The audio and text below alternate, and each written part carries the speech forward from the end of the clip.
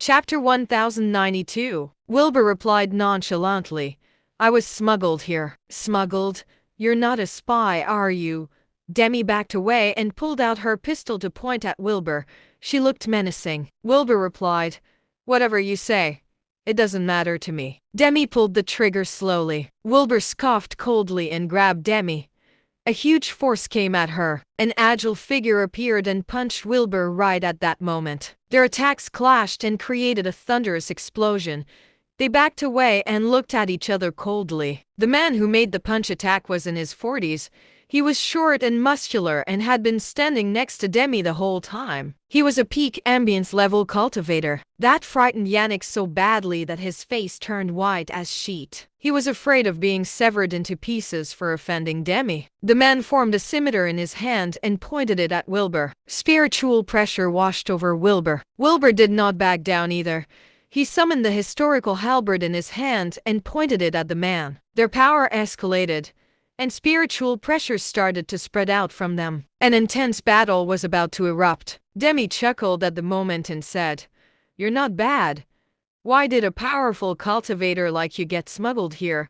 It doesn't seem logical, does it? Hundreds of weapons were pointing at Wilbur, and a peak ambience level cultivator was ready to fight. Wilbur would not be able to avoid the intense battle if he could not provide a reasonable explanation.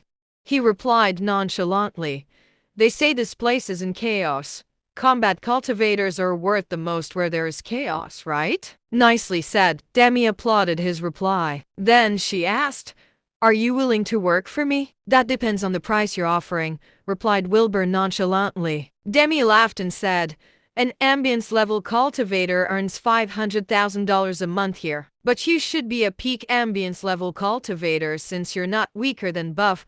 I'll offer you $1 million per month. What do you think? Wilbur was silent for a moment before replying slowly, I'll think about it. Demi raised her eyebrow and smiled. She said, I'll give you 3 days. Come and find me at the Leaker Corp building if you accept the job. Even a sanctuary-level cultivator can't withstand explosions from modern technology.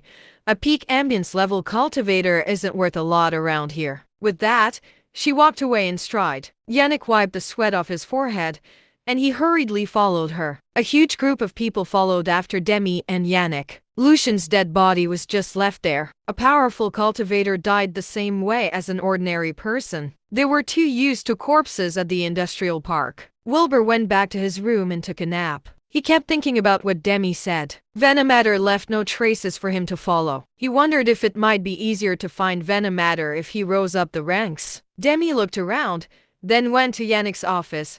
She sat on his chair and put her slim legs up on his table. Yannick enjoyed that too. He thought Demi was so cool when she first came to visit, so he imitated her from then on. However, he could only stand quietly by her side, serving her obediently.